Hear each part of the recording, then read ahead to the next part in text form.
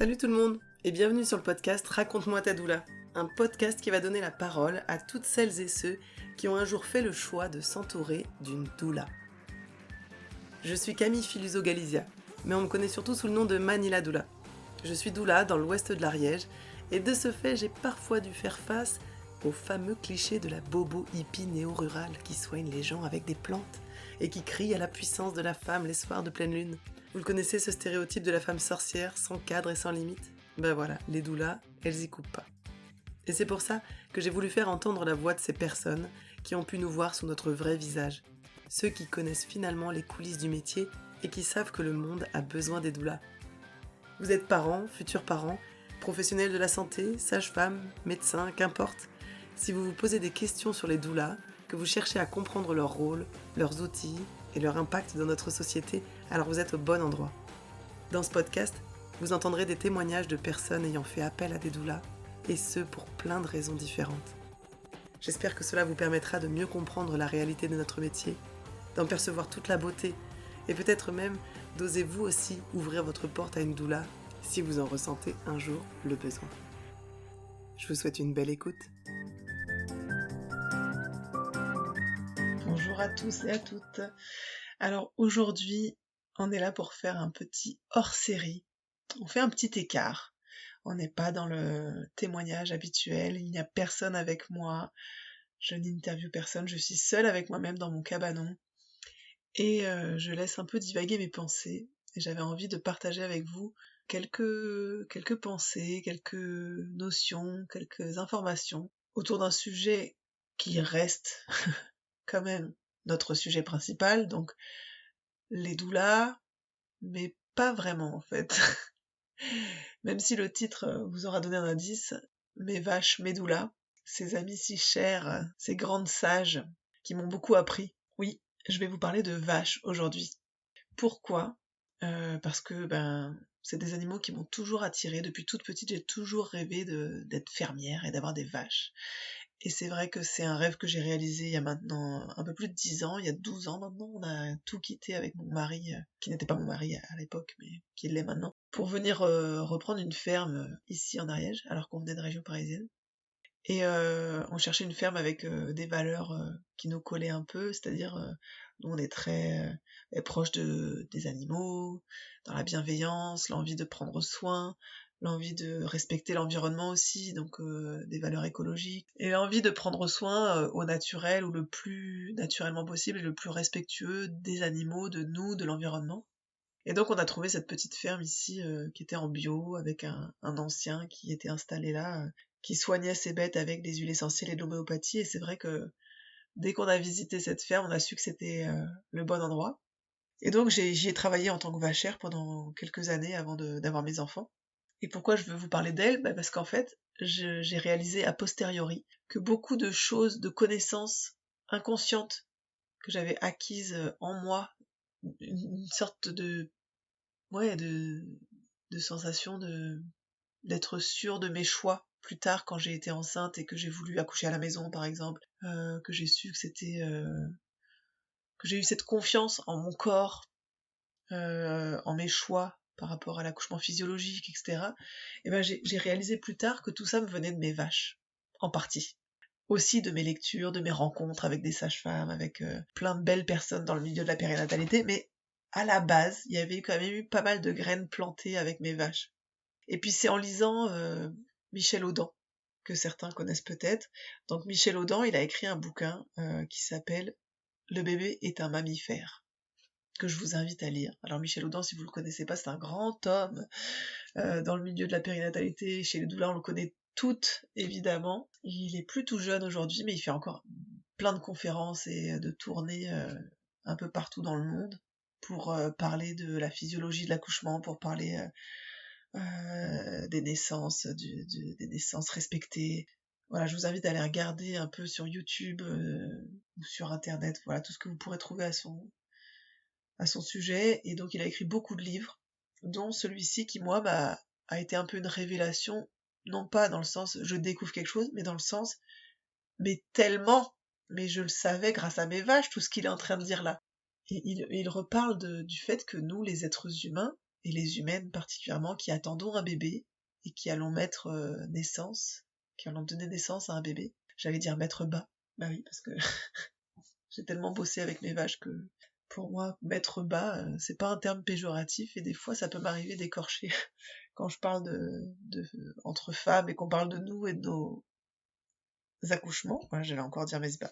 De nos misbah, bah pour moi, la misbah, bon, c'est le terme employé chez les animaux, mais je me considère autant animal que mes vaches. Et c'est ce que Michel Audin retrace un peu dans son livre, qu'on est des mammifères et que du coup, en tant que mammifères, on a des besoins physiologiques qui sont finalement les mêmes que n'importe quel autre mammifère. Et donc on va un peu cheminer dans cet épisode avec mes vaches. Donc je vous invite avec moi à la ferme. Imaginez un vieux bâtiment en pierre, une grande étable où il y a toutes ces vaches qui sont là en train de ruminer. Et puis on les sort, elles vont dans leurs prés, des grands prés, on a pas mal d'espace, avec des sous-bois, avec des ronciers. Voilà, elles sont là. Et on a le taureau qui est au milieu de tout ça, donc de son harem, avec une quinzaine de vaches autour de lui. Le taureau qui fait son affaire, hein, donc nous on n'était pas, voilà, on fait toujours pas d'insémination artificielle, c'est le taureau qui fait son affaire quand il veut, au moment de l'année qu'il veut. Alors déjà j'ai beaucoup observé chez les vaches de similitudes avec nous les femmes, c'est-à-dire que les vaches elles ont des chaleurs tous les mois. J'ai beaucoup appris aussi après coup quand je me suis intéressée à l'auto-observation, la symptothermie, l'observation de mes cycles, de tous les symptômes chez moi qui pouvaient m'indiquer une ovulation, donc repérer la glaire cervicale, un changement de comportement, tout ça en fait, on l'observe aussi chez les vaches. Et nous on était beaucoup là-dedans, je parle au passé parce que moi j'y travaille plus, mais mon mari est toujours vacher fromager.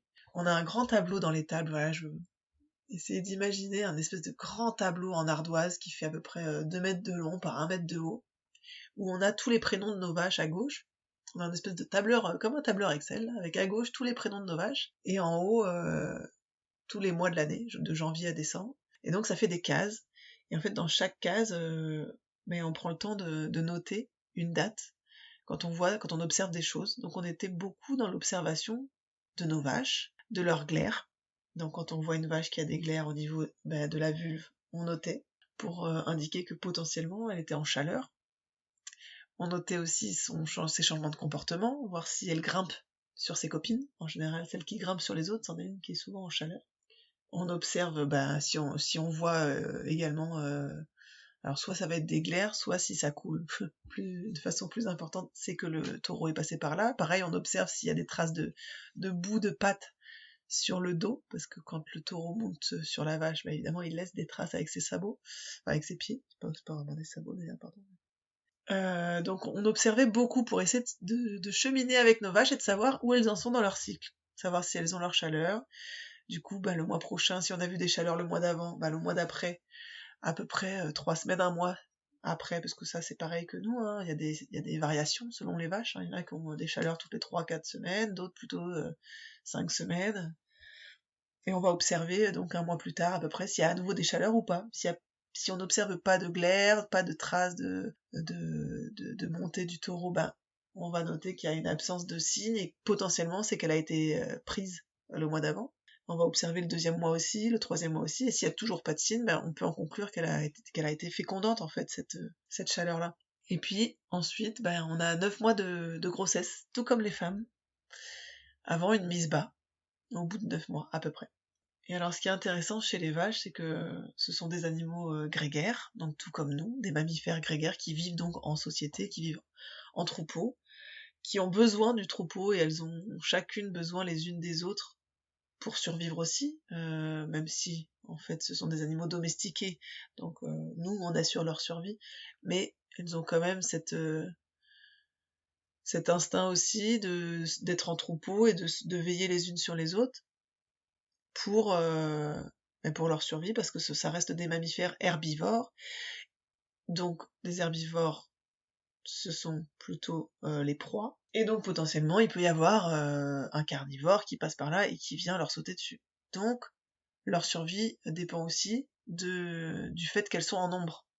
et qu'elles se soutiennent les unes les autres. Et le mâle a d'ailleurs aussi cette position-là un peu de réagir quand il sent un danger. Voilà, le mâle, il va montrer les cornes, gratter au sol, se faire impressionnant, faire du bruit pour éloigner les chiens qui viennent un peu trop aboyer près de lui, ou pour nous éloigner de nous quand il estime qu'on n'a pas à être là.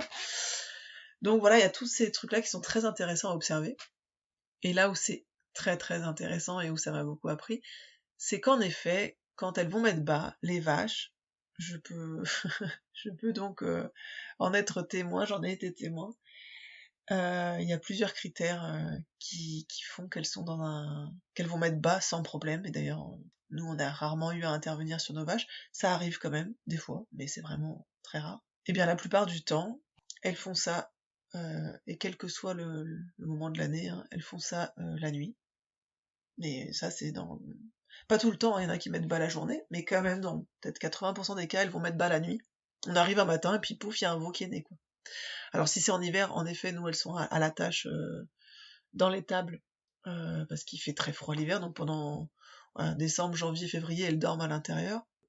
Mais quand on voit qu'elle va commencer à mettre bas, en général, on la détache et on la laisse soit dans un box de vélage, soit dans le couloir derrière les copines. En tout cas, on aperçoit les signaux parce qu'elle donne de la mamelle, parce qu'elle commence à avoir des glaires aussi, elle commence à perdre le bouchon muqueux, un peu comme pour les femmes. Voire on aperçoit quelques contractions après la traite du soir, donc là on sait que ça va être pour la nuit. Et donc en général le matin on arrive, il y a un bébé qui est là. Mais en été, elles sont tout le temps dehors et on fait la traite au pré. Et du coup elles dorment dehors, dans des pâturages des fois qui font plusieurs hectares. Et alors là, c'est souvent la chasse au trésor le lendemain. Il manque une vache à la pelle et on passe 1 heure à la chercher. Et en général, elle a été mise bas dans un coin, loin de tout le monde, voire dans un roncier, au milieu d'un truc où on peut même pas l'approcher. Et donc, ça, c'est quelque chose dont Michel Audin parle pour les femmes.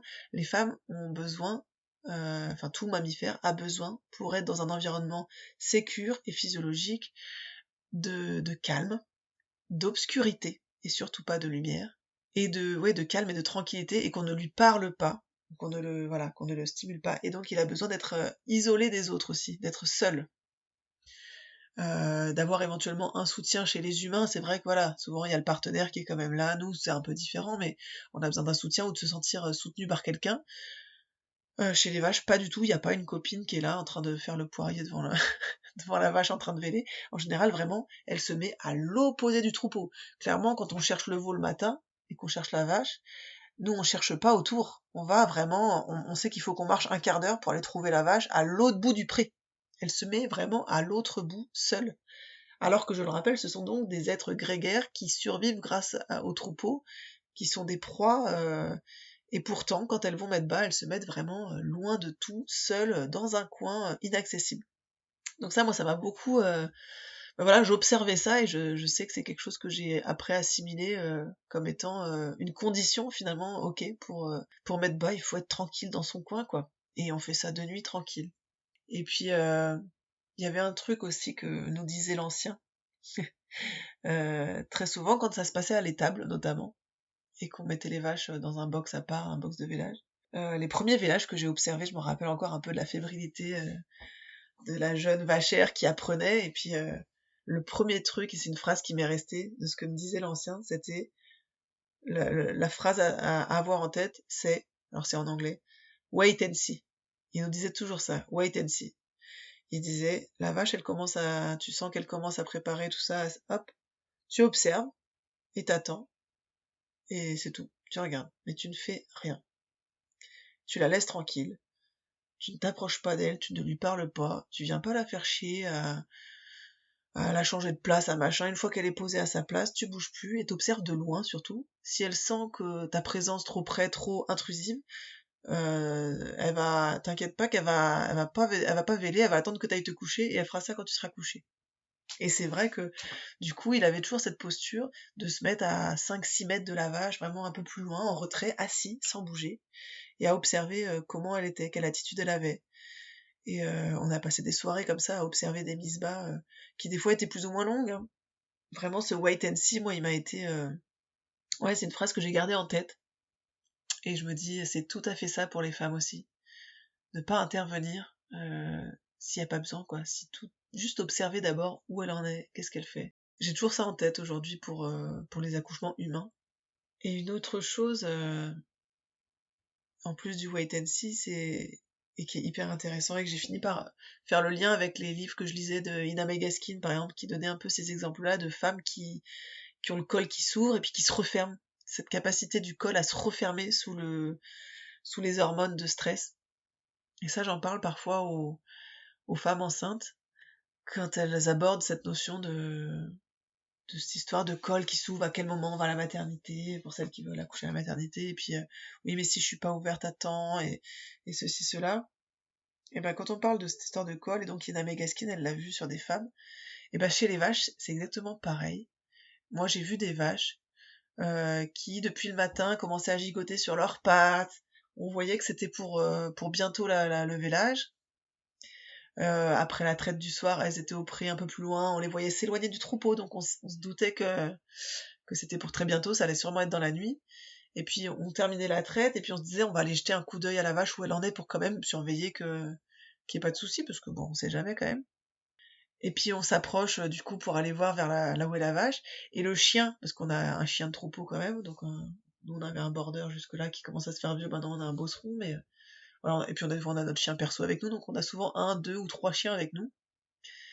Et des fois, les chiens, on leur dit de pas bouger, on les met dans le coffre de la voiture, mais ils arrivent à passer par une fenêtre, je sais pas comment, et puis ils nous rejoignent en courant, et tout joyeux, là. Et donc, nous, à ce moment-là, on est vers la vache en train de regarder, elle est en train de se diriger vers des buissons, on voit voire même qu'elle est allongée, en train d'avoir des contractions. On observe les contractions, donc on sait qu'elle est en travail, ça commence à avancer dans le travail. Et puis là, il y a le chien qui arrive, tout joyeux, et puis qui aboie.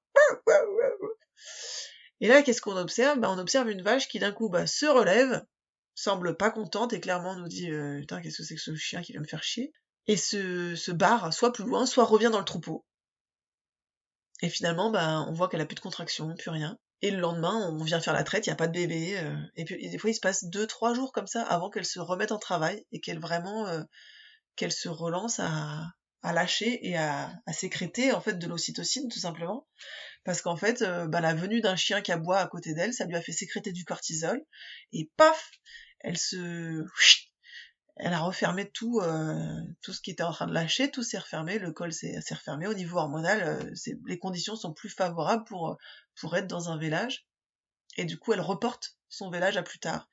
Et ça c'est clairement assez récurrent dans les troupeaux comme ça, chez les mammifères, ça arrive très souvent. Donc on sait qu'elles sont en capacité de faire ça, même si elles sont déjà dans un travail avancé. S'il y a un animal qui vient, qui aboie un truc qui les stresse, ou même nous en tant qu'humains, juste on les fait chier, et elles vont elles vont stopper le processus d'accouchement. Elles peuvent le stopper et reporter à plus tard. Et inversement, alors ça je l'ai moins vu, mais je sais que je l'ai beaucoup lu aussi dans la nature, un animal qui est en train de véler, par contre, qui est vraiment au stade final, c'est-à-dire qui est dilaté complet et qui est vraiment sur la fin. Si là il y a un animal qui les stresse, le coup d'adrénaline que ça va donner, et le cortisol et le stress que ça va induire, va au contraire, quand c'est vraiment en fin de processus d'ouverture, ça va au contraire faire accélérer le travail pour faire sortir vite le bébé. Et là en général elle le sort très vite pour pouvoir vite finir ça, parce que là elles sont dans une position de vulnérabilité, et que s'il y a un animal qui vient à ce moment-là, elles sont tellement en vulnérabilité qu'elles pourraient se faire bouffer, ou le petit aussi, donc elles se dépêchent, au contraire ça peut accélérer le travail. Et ça du coup moi je fais beaucoup le lien avec l'accouchement de nous-mêmes les femmes, qui sommes en capacité finalement de retenir, parce qu'il y a un truc qui nous stresse, ou un truc qui est pas, voilà, ça peut, des fois, je crois que c'est Ina May Gaskin qui en parle, je sais plus si c'est la présence de la mère, de la belle-mère ou quoi, qui est là à la maison, ou la présence du partenaire, des fois, chez une femme avec qui en fait il y a une relation un peu complexe avec son partenaire, peut-être de la violence, peut-être des choses, et s'il est présent dans la salle, elle retient, finalement elle lâche pas, et il suffit qu'il sorte de la salle pour aller faire un tour, se préparer un café, et puis pouf, en fait en 10 minutes, elle s'ouvre complètement et elle lâche tout. Et inversement, quand elle est en fin de processus, un petit coup d'ailleurs c'est ce qui se passe naturellement, au final on a un envoi d'hormones, un coup d'adrénaline pour la pousser, qui fait que paf, là on pousse de toutes nos forces et le bébé il sort. Donc en fait il y a vraiment des similitudes entre ces vaches et puis nous, humaines. On a vraiment finalement le même fonctionnement, en tout cas au niveau hormonal et, et les besoins physiologiques sont très très proches, quoi. Donc voilà, c'était un petit épisode hors série, complètement décalé, mais j'avais très envie de parler de ça parce que moi c'est vraiment quelque chose qui est en moi maintenant, qui fait partie de moi aussi, toutes ces connaissances sur les vaches et toute cette confiance que j'ai en nos corps d'humaines, en nos corps de mammifères, parce que j'ai vu faire aussi les vaches et qu'elles m'inspirent énormément. Voilà, j'espère que ça vous a plu. Si vous avez des questions, n'hésitez pas à mettre des petits commentaires ou à venir me voir en privé aussi sur ma page Instagram Manila Doula ou sur Facebook. Je discuterai de vaches avec vous avec grand plaisir parce que ça me passionne aussi énormément ces petites bêtes, enfin ces grosses bêtes plutôt. Je vous souhaite une belle semaine à venir et puis on se revoit très bientôt pour un nouvel épisode témoignage. Si cet épisode t'a plu, n'hésite pas à liker, commenter, t'abonner à ma chaîne, parler de ce podcast autour de toi. Parce que comme on dit, ce sont les petits ruisseaux qui font les grandes rivières. Et ça, j'y crois énormément. Donc je vous fais confiance à vous tous qui m'écoutez pour aider ce podcast à prendre son envol. Je vous souhaite une belle semaine à tous et à bientôt.